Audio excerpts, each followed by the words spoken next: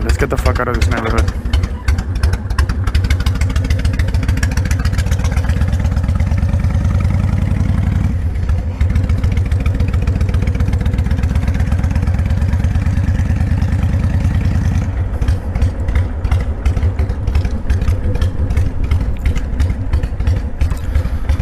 Bouncy house.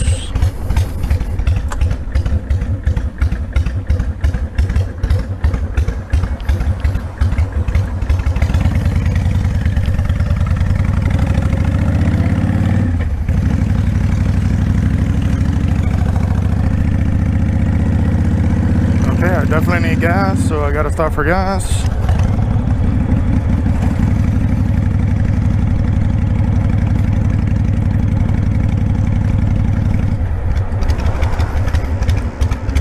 Let me slow down here because everybody takes this stop sign. Everyone.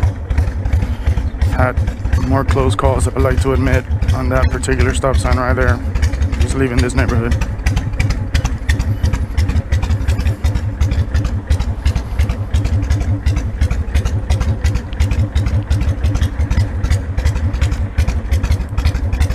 Come on.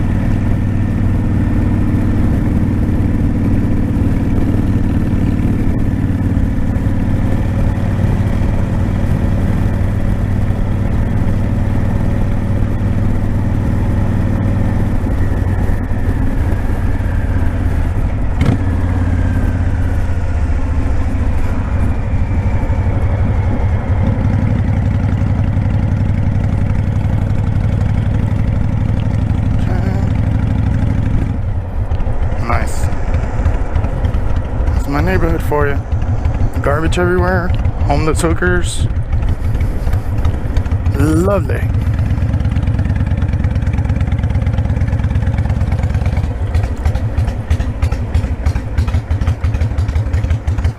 Alright, going down to US 1. Thankfully there's a gas station less than a mile away from my house. It's got recreational gas. They call it Reg 90 here. I call it different things somewhere else, but it's basically just ethanol-free gas. Try to fill up with that as much as I can. It's particularly good for a carbureted bike. You never know when you're not going to be able to touch the bike for a few days. And ethanol-free gas keeps a lot better than blended gas.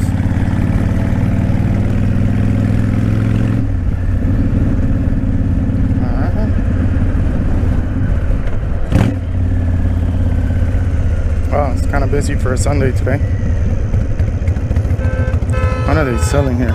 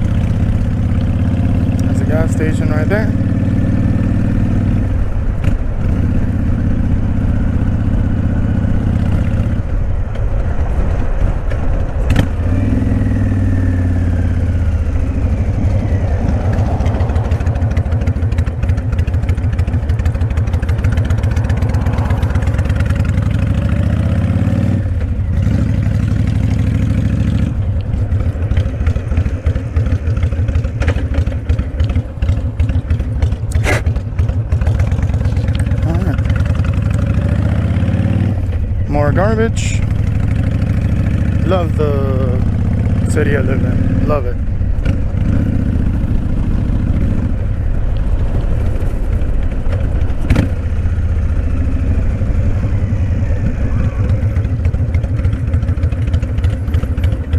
Alright, I'm about to stop at the gas station, put a little bit of gas. Let's see how many times I get hit up for money.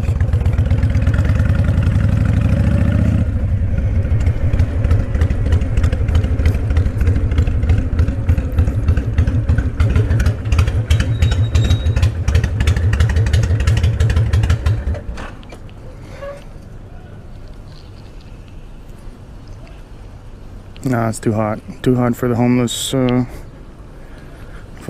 folk to come and ask for money. They're in the little shade over there. Not that I have a problem with giving them if I had it, but you know, I don't.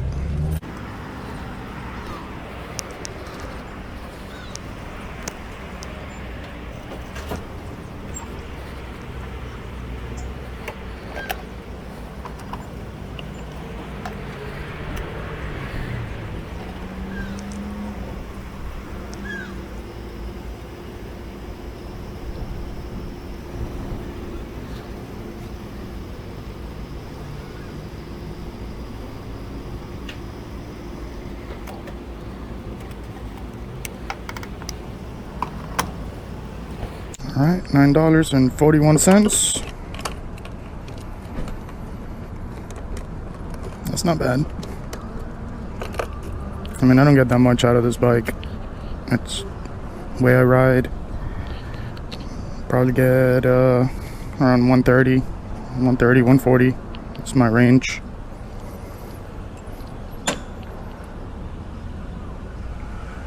All right.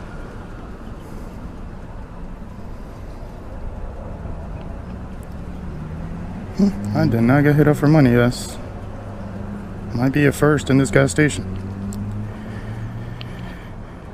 Okay. So where am I going? I really have no idea. I just felt like riding today. Going for a little ride. I just got this whole mic set up, so this is going to be my first video with actual mic and audio.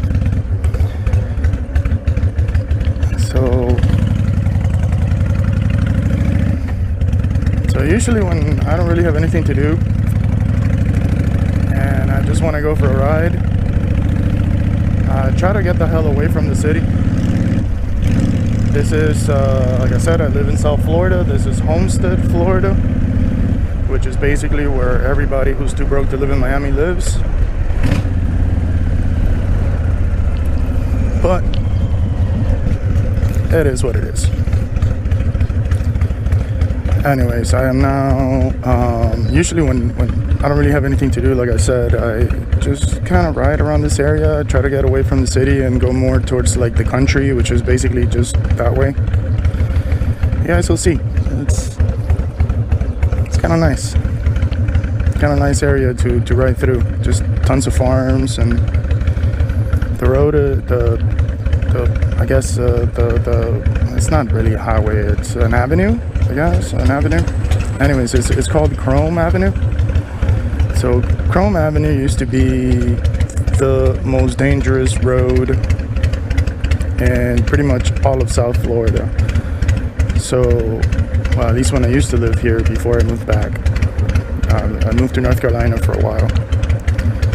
Anyway, so it used to be pretty dangerous. There were signs all over stating how many people had died so far in the year. And it's basically just like a two-way road, like just like one way going north and one going south, or a two-lane road. At some point while I was gone, they improved the road quite a bit. It's not quite nice. And they got rid of those signs that were constant, that were just basically just a constant reminder of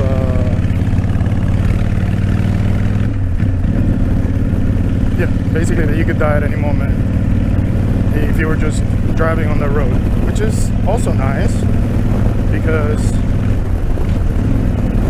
there's nothing that's less confidence inspiring.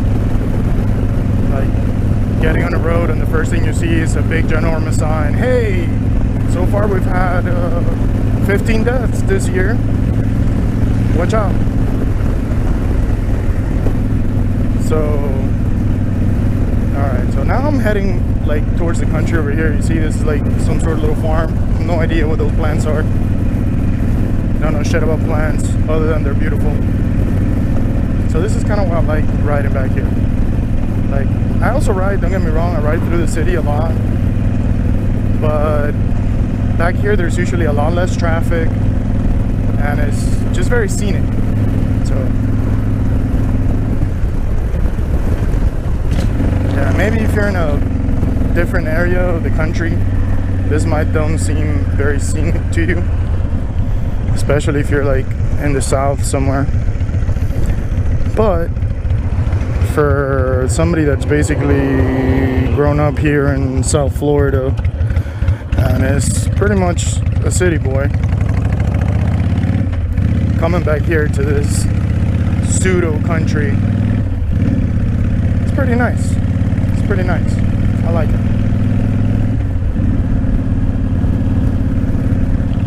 There's some great farmhouses over here. Look at that. That's all somebody's yard. Literally like 2 blocks. It's awesome. Just don't even think about how much money the house is worth.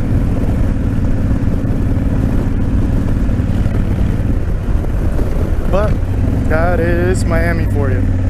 You go from homeless people at a gas station hitting you for money. Within less than 10 minutes later, you know, passing a property that's probably worth a couple million, if not more.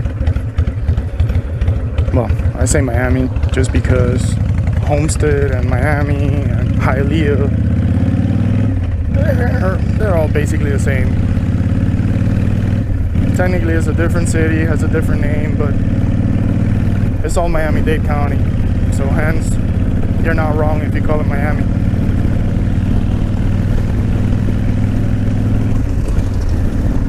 Look at that, farm equipment. Rarely ever see farm equipment. I like seeing farm equipment, it's nice. It's like, oh, that's another nice house, look at that. Whew. Oh boy.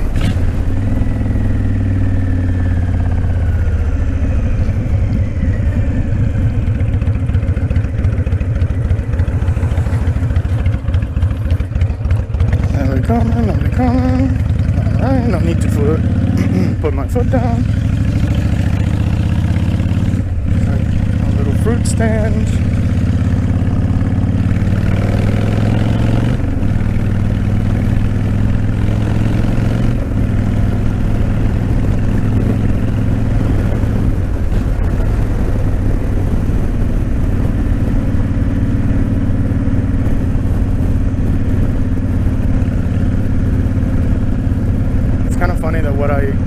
The area that I like to ride the most in, which is around this area, is the area that looks less like Miami.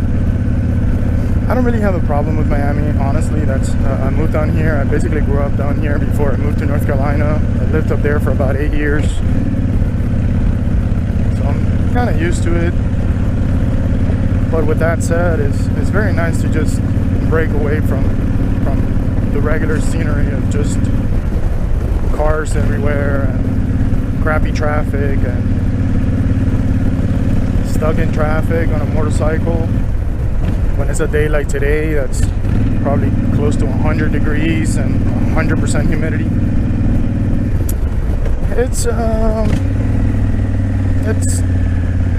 a sure way to get you pissed off. So it's quite understandable why people here are such aggressive drivers, generally speaking. Everybody's just really hot and miserable. Alright, so this is the avenue that I was talking about, Krome Avenue.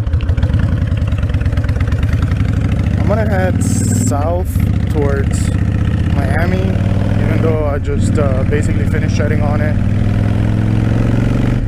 Just because it's usually kind of a nice ride. You see all this. He goes from plants. So I guess this area here is actually called the Redlands. It's just mainly a very agricultural area here in South Florida. It's just tons of nurseries and orchards, and it's just pretty nice. Like I said, I like the green. I like riding over here. It seems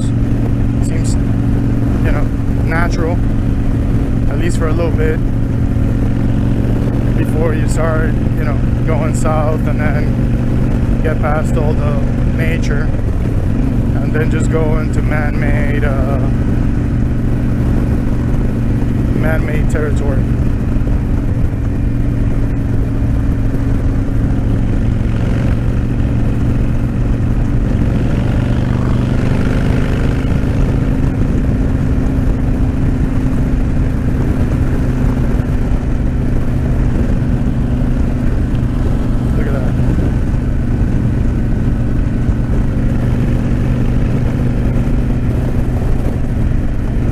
I guess that makes sense. It makes sense that there will be a golf course in this area. To tell you the truth, it's the first time I noticed it.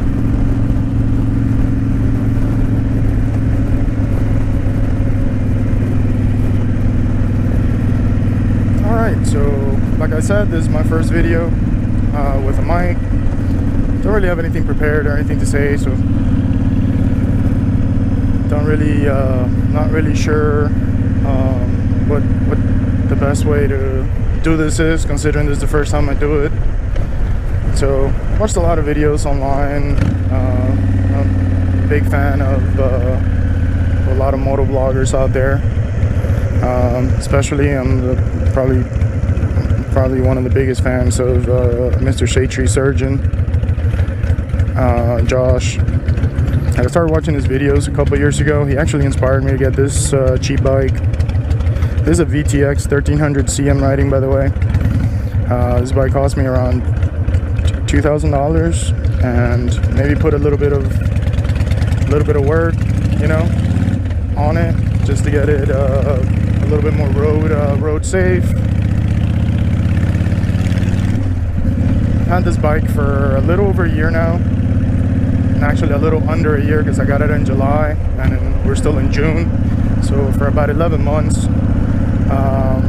I got this bike with like 25,000 miles.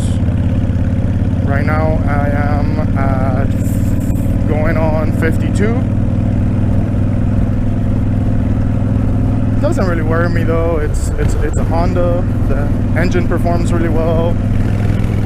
It's a 1300cc, so Honda made these bikes from like, I think it was 2002 to like 2009. Then they stopped making them. I really don't know why, because they sold really well, because they were a great price. And this is basically about as bulletproof of an engine as an engine gets. So they also made a bigger version of this, which is the 1800, which is like the really fast version. People really like these bikes. I see them on the road all the time. Not necessarily because they're like show-stopping beautiful bikes, but just because they're extremely reliable and extremely affordable. And if you're like me and don't have a lot of money, reliable, affordable, excellent. Anyways, I've had this bike for 11 months. I've put around close to, so from 25,000 miles to 52, so that's about 27,000 miles. So that goes to show you right there. That's in 11 months. That goes to show you how much I've ridden this bike. I love it. For me, riding a motorcycle, it's basically just like a form of therapy, really. Whenever I'm having a really shitty day or a shitty time, if I get on a motorcycle and just ride, somehow my head just knows that all that external bullshit that I've been focusing on, it's not not real. And I'm not saying it's not real, like it's not part of this realm of reality. No. I mean, it's my worry of it was not real. I just get on a motorcycle, I concentrate on what I'm doing, I concentrate on the road. Especially like going to like places that I don't go to very often, and just see things that I don't normally see. And that's kind of like one of my favorite things to do. This is a like I said, a VTX 1300C. So this bike doesn't come with the windshield or the bags I have installed. It's basically just kind of like a factory custom look to it, and it's just extremely comfortable though. Like I said, it has a very like as bulletproof as it gets of an engine. So at first I didn't really install the windshield or the bags or anything. I just kind of like rode it as it was for like the first few months. But then I started attempting to just go a little bit further and a little bit further, and I went from Homestead to Tampa, and I went from Tampa to St. Augustine, and I went from St. Augustine to the border of Georgia, and went to Georgia for a little bit, and then I got back, and I did all that in like a couple of days, and I realized that if I was going to be putting hundreds of miles on the bike, just riding around and enjoying it, might as well make it a little bit more comfortable. And even though I don't really like the way this windshield looks, and I don't really like the way the bags look, I think that it just kind of like makes the bike a little bit more weight down. And I was never really a big fan of like the huge baggers. Man, I gotta tell you, the convenience that came with it, and the peace of mind of knowing that I can actually bring some tools on the back if something goes wrong.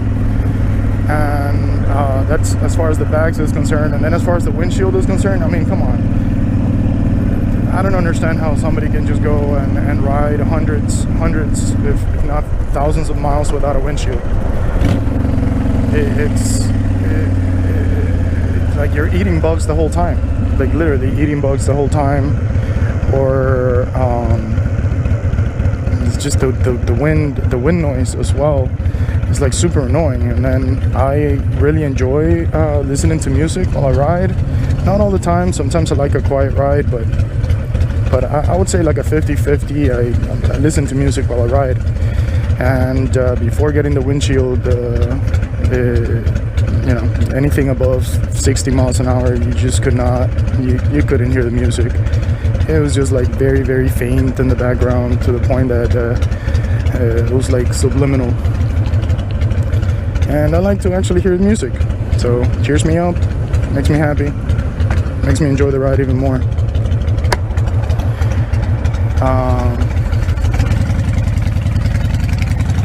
Anyway, so I think I just kind of like glossed over it, but just to explain of how I got into riding a motorcycle. This is actually my second motorcycle, so I'm not like a super expert on bikes. I mean, I consumed a lot of content online just because I've always been very interested in bikes, but hands-on experience on riding a ton of bikes and doing a ton of stuff on bikes, and being able to turn wrenches and rebuilding engines and making choppers, no, that's not me at all. So how I got into motorcycles was I got my license. I'm around 35 years old right now. I got my license in 2012, so I was around 28. I've always been very interested in motorcycling, and they've always seemed like really, really cool to me. But for some reason, from admiring a motorcycle and admiring motorcycling to I never actually saw myself riding one, right? And maybe it had something to do with in my family there was there was just like this general negative feeling towards motorcycles. And I guess that happens to a lot of people when they don't really know They don't really have anybody in their family that rides a motorcycle. They don't really know much about it. The general feeling on motorcycling that I got from my family was that they were extremely dangerous, and that if you get on a bike, you were gonna die. So I guess there's a lot of people that have that feeling and that theory. At some point in my life, like I said, I was nearly 28 or was 28 already, or right before turning 28. I started thinking, why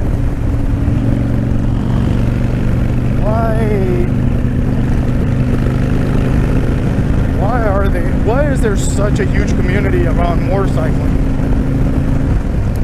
If motorcycles in general are so dangerous and such a sure way to basically die, then I realized that there has to be some more to that, right? So I was 28 years old, was living in North Carolina, didn't really have a ton of money, because I've never had a ton of money. Money's never really been my driving motivator or factor for anything I've ever done. But I realized that I wanted to give it a try. So I joined, started looking online on how to get to the MSF course. And I had a Harley option, which seemed pretty interesting.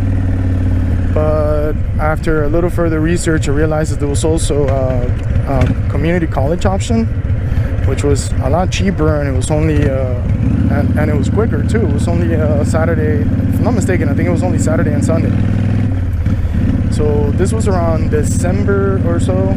So it was pretty cold in North Carolina. It was probably in the 40s, and I did it. I paid for the class, and I showed up.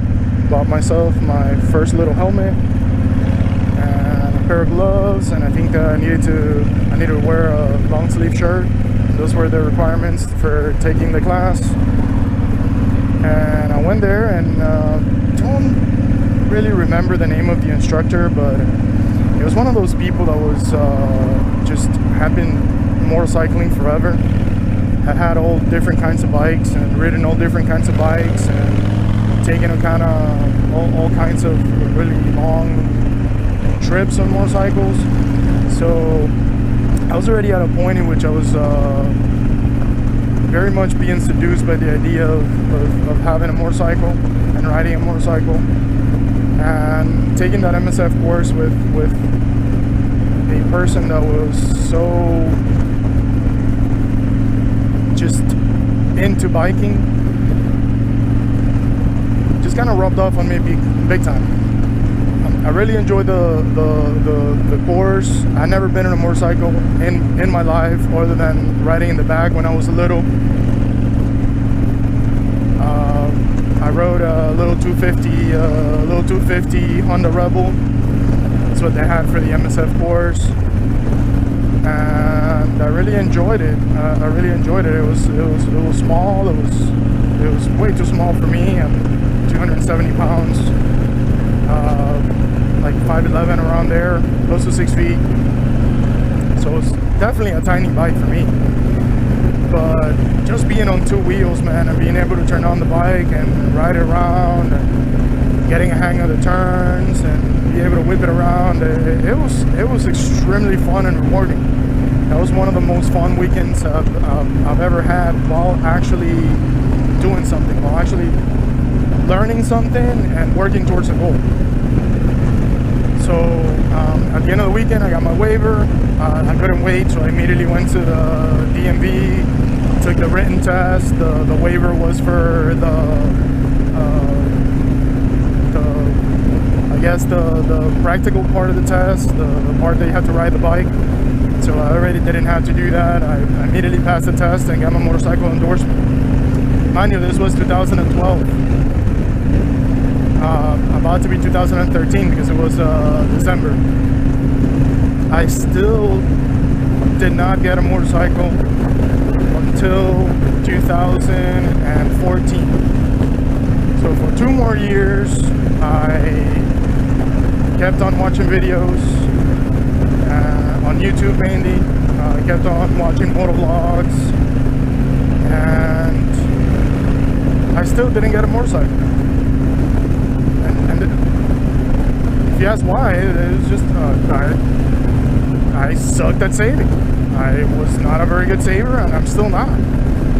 Like, finances are definitely not my forte.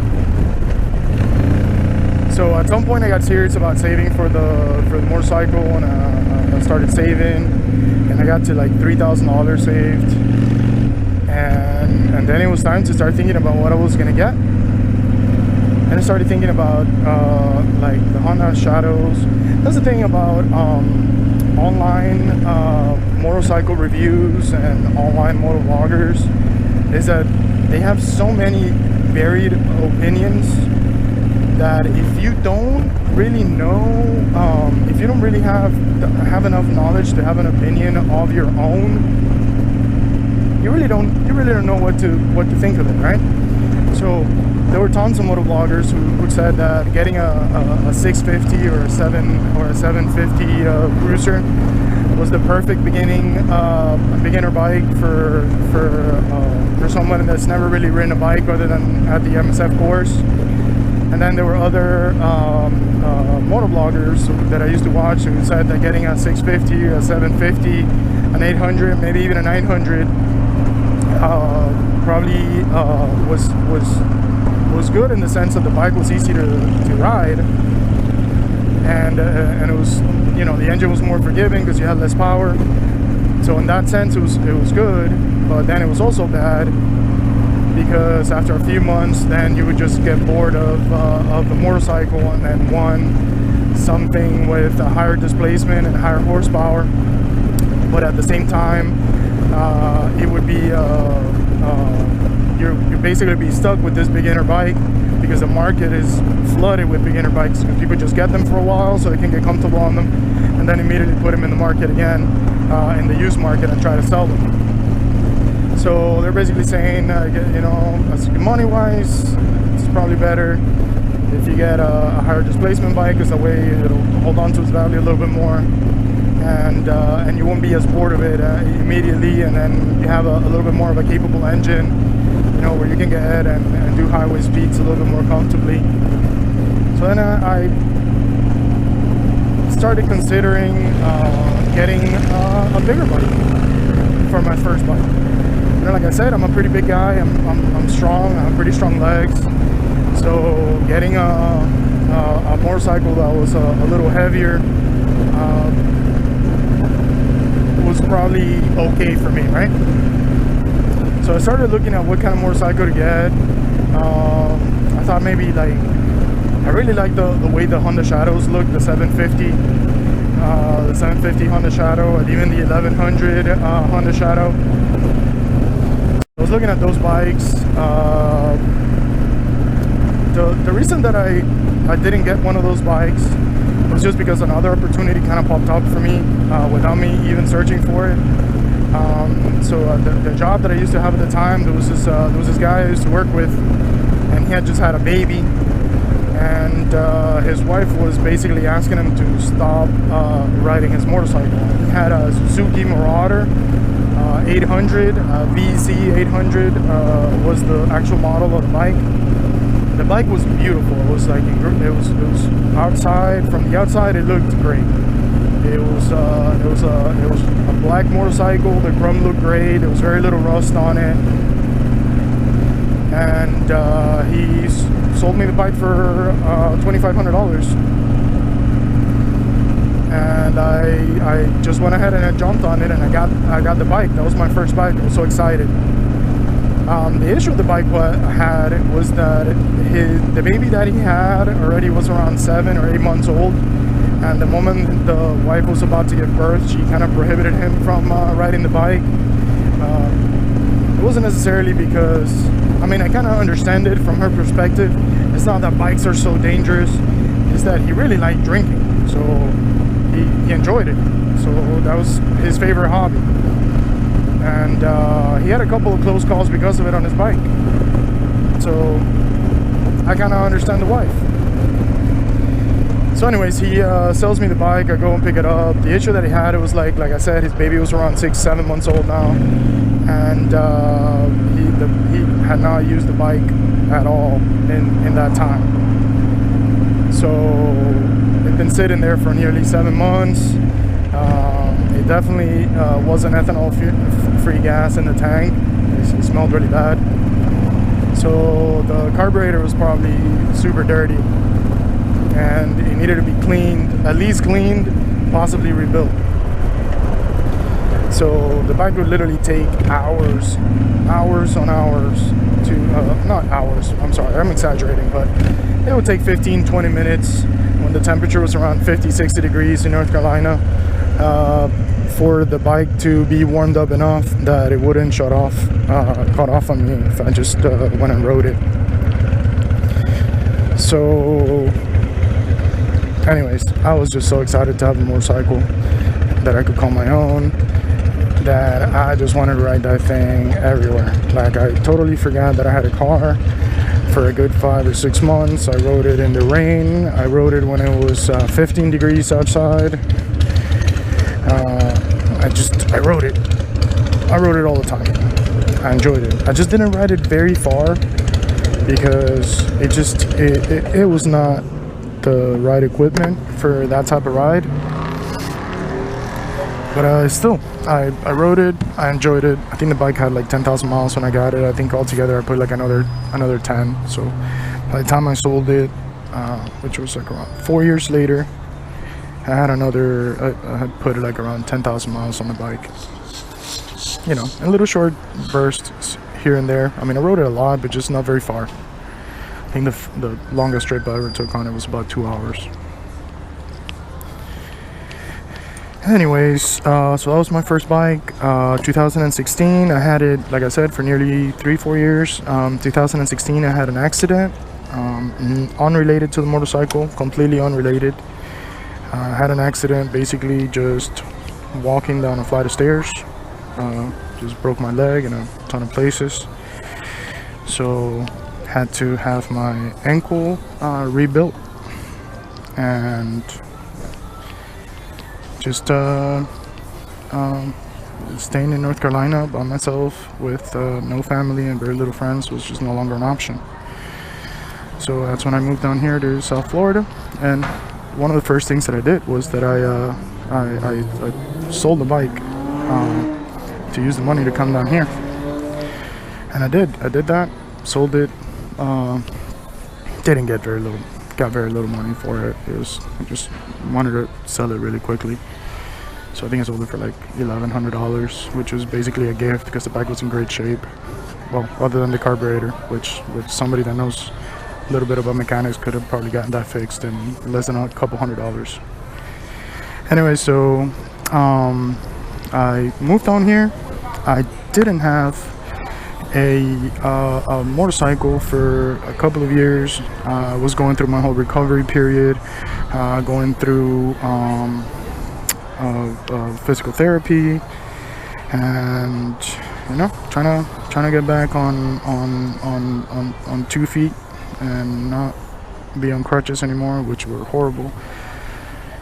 I never got used to the crutches, guys. Like I'm telling you, it's never really broken a bone before. It was a terrible experience. It was very demoralizing. The crutches for a big guy just hurt the whole time. My armpits were on fire always. But anyways, I digress. So I came back down here, you know, got a little better, got a job, started making a little bit of money, and I started saving, and had a couple $1,000s saved up. And my idea originally was that I was gonna get a down payment so that I could get a bike, so get a new bike from a dealer.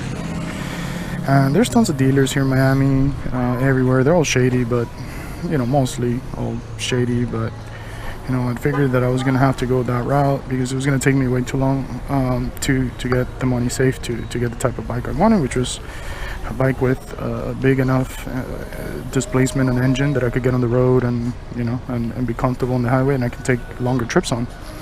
Because touring has always been kind of like thing, even though I don't really like the big ginormous baggers. So again, I think I sort of mentioned it earlier, how I was really inspired by Shade Tree Surgeon and his channel. And anyways, it's a great channel. I think you should definitely follow him. His love of motorcycles is just so contagious that if it's hard not to like the guy. Anyway, so I found his channel, and within his channel he had this little mini episodes in which he would go to a Harley Davidson dealership and ride the trade-in, the trade-ins, usually metric bikes that have been traded in by people who were getting a new Harley, and then basically the Harley Davidson dealership just sells it for, you know, whatever they don't really care about the bikes. They just want it gone. So they basically sell it for usually whatever money they pay for them in the trade-in. So there was this video that he had, this particular episode. This was around, if I'm not mistaken, I think it was like around 2019. No, it might even be 2020. Now it was 2019 because nobody was wearing masks in the video. So anyways, so he had this one episode which I had already seen a few, but this one in particularly really just interested me, because at that point I had already, you know, enough money saved up for me to be able to purchase one of these type of bikes, which was like an older bike with a little bit higher miles, but a metric bike with a reliable engine that I could just maybe turn very little wrenches on, and you know, and just get in. Honestly, I just wanted to just get on a bike. Really, I needed it, you know. So I watched his video, and in the video I think he started out riding like a Suzuki Intruder that was in pretty terrible shape. I mean, they were only asking $500 for the bike, so really you can't really talk about the shape of the bike. I mean, the exhaust was being held onto with a belt, and it was kind of a hot mess. But the second bike he rode, and this is the first time I ever seen this bike, was a VTX 1300. I think it was the retro model, if I'm not mistaken, because it had the big retro fenders. Because they make the VTX 1300C in like a few different models. I think they have like a T, an R, which is the retro, and then they have the C, which is this one, which has like a little bit more of a custom look to it. It's more like stripped down, or was before I put all the shit on it. Anyways, and I really enjoyed that video, and the bike looked just like really cool, and I could not believe that they were only asking for like, I think it was under $2,000 for the bike. So that made me just kind of like reprogram my thinking completely, and I was no longer interested in putting all my money into getting a debt and getting into debt with a new bike. So just figured, you know, I have at least that much money saved up, so just get a older metric bike that maybe has a little bit higher miles, but it's known to be reliable, and I can just get into motorcycling and start riding. So that's exactly what I did. After watching that video, like the itch, you know, I got that itch, like I just, you know, I need to do it, and I need to do it now. So I started looking at Craigslist, and I was looking every day. There was really nothing at the time that I started looking. There was really nothing that was in my price point. Everything was kind of a little either above my price point or just there, leaving me with very little cushion for, you know, getting the bike insured and the title changed to my name, and getting some gear, because I really had nothing at the time. Excuse me. So what I did was that I just kept looking, also kept saving a little bit more and a little bit more, and all of a sudden one day this bike just popped up, this one right here. I was like a 17 or 18-year-old kid that was selling it.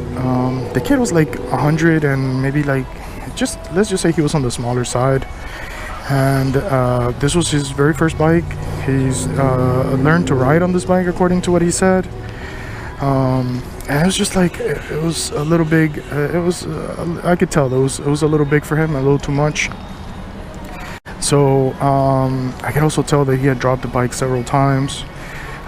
There's some scratches right here on this Cobra pipes. You can tell the bike is kind of, they're still there. You can kind of tell that the bike was a little road rash there, so the bike is falling over. This peg over here, still kind of a little bit loose, but not really. I tightened it the best I could, but anyways, so this peg over here, I could tell that had some scratches as well, like around this area here, so I could tell it had been hit. The grips were like this grips in particular was destroyed over here. I had to replace this the brake lever because it was bent. So I could tell the kid has dropped the bike several times. He looked like a smaller person and not particular like, I don't think that this would be a great bike for a beginner, just because it's kind of heavy.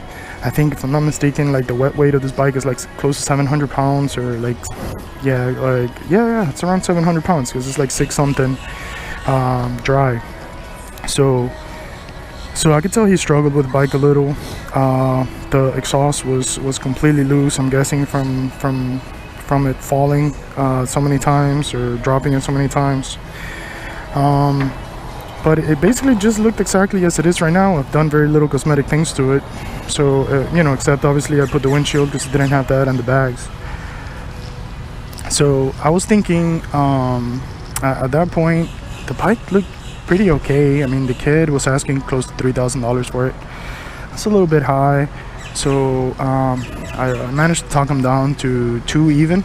So he accepted the offer, and that's it. We just gave him his title, and I grabbed the bike right there and then at the gas station. There's a gas station by my house, and then just rode it home. And little by little I made some improvements. I'm honestly not really, like, I don't really care about cosmetic things that much. Honestly, to tell you the truth, I think that when a bike looks like this and has like a little bit of rust and has some dings and it has like scratches on the tank and a little bit of rust right there on the peg, and so some scratches on the Cobra pipes, honestly I think that all that just kind of gives the bike character, and I actually like it. So not really looking forward to make it into a garage queen. This is a workhorse, and a very good workhorse, I might add, considering I've put almost 25,000 miles on the bike, and I'm still enjoying it. So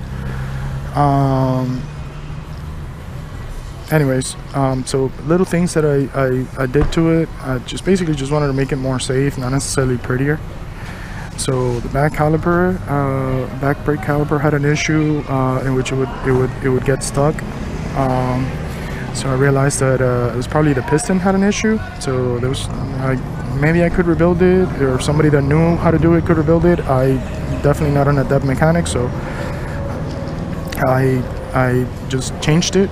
Bought one online on eBay. Just happened that somebody had put one that same day that I looked, and for like $70, for like $72, I bought the back caliper and the brake line.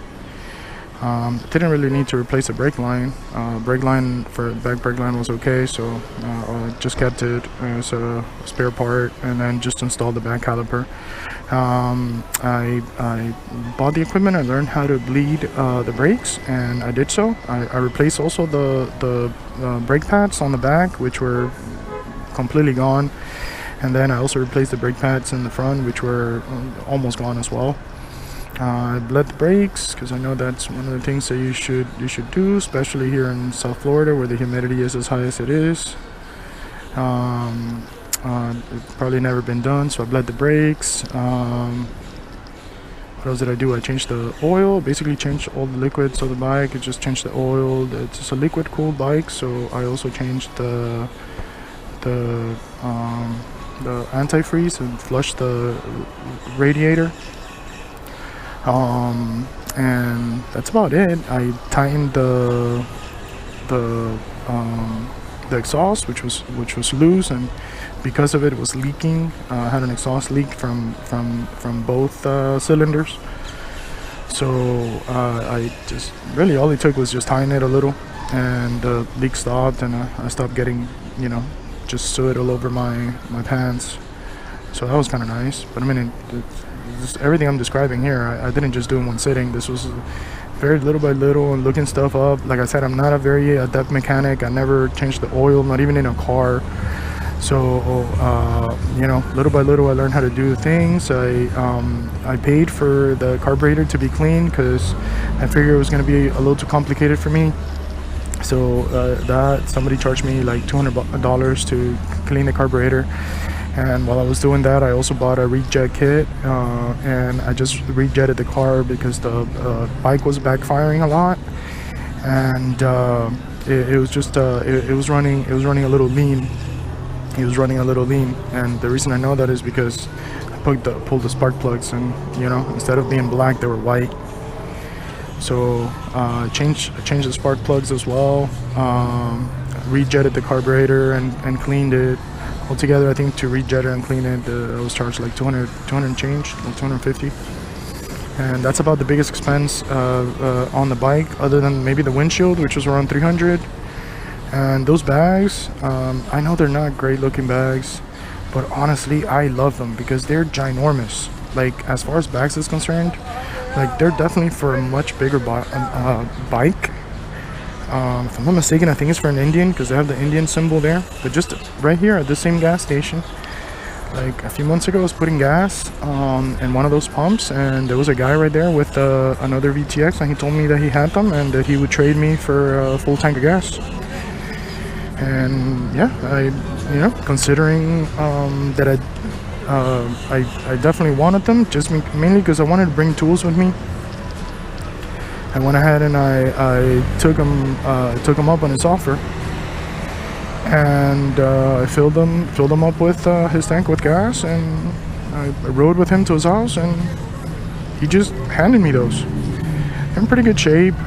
I mean, I could tell they've been sitting there for a while, so the leather was kind of dry. So cleaned it a little bit and used some a leather like rehydration product, and put it on it, and that's it. They've been on ever since, and it's been freaking fantastic, man, because just I have one for tools and the other one for like gear and gloves and helmet and stuff like that, and it just made my whole riding experience like just a lot more comfortable and just a lot more confident to go on a longer trip when you actually have stuff. And then I like the fact that they're kind of flat on the top, so, and they have an area where you can strap stuff. So normally what I do is I just bring, like if we're going on a longer trip, I just bring a couple of backpacks, and then put one backpack on that side and one on this side, and then just kind of tie them over with one of those, you know, meshy bungee cord things. So that's it. That's about all I did to this bike. Like I said, it's not a garage queen. It's not a beautiful bike. Like it's you know, it's got scratches and it's got dents. But the truth of the matter is that even if that's the case for what I wanted it for, it was perfect. And I gotta tell you, putting almost 25,000, or actually what, close to 27,000 miles on this bike, and since I've had it in less than a year, you know, you can obviously tell that I've ridden it a lot. Oh, another thing I did was I definitely needed to upgrade the light, so I put a LED light just for night riding, especially when you're out in the boondocks. Night riding with the stock light was pretty terrible. And I also put this bag light over here. It's one of those things that lights up like 6 times before it goes full solid, so it makes it a little bit more visible on the road. The bike, when I bought it, did not have blinkers, and I still haven't put them on, so it definitely doesn't have blinkers, which is, I think, kind of illegal here in South Florida. But I mean, how illegal can it be when I've had it for nearly a year and rode it 25,000 miles and crossed a couple of state lines with it and never been pulled over? So, you know, knock on wood. No, fake wood, but whatever. Knock on wood. Maybe I'll do it when I have the money later on, but not right now. So that's about it. That's the story of how I got this bike. I enjoy it a lot. I ride it a lot, and this is my first video with a little mic. So I'm gonna be doing this quite a bit, just because I really, like I said, I enjoy riding my bike and I do it all the time. So I figured might as well share it and contribute to this online content of moto-vlogging community a little, with my own experiences, especially from somebody who's not a person who's extremely well versed in motorcycling and the motorcycle world. Just enjoy riding it. I ride it a lot, and I've learned a few things along the way, and I've gotten some new skills. So all right, that's about it. I'll be remiss if I didn't say please subscribe and please like the video, and if you have something to say, just go ahead and leave a comment. If you like the video, say so. If you hate it, say so. Like I said, this is a brand new project for me, so hopefully I'll get better as time goes on. All right, thank you for watching. Have a good day.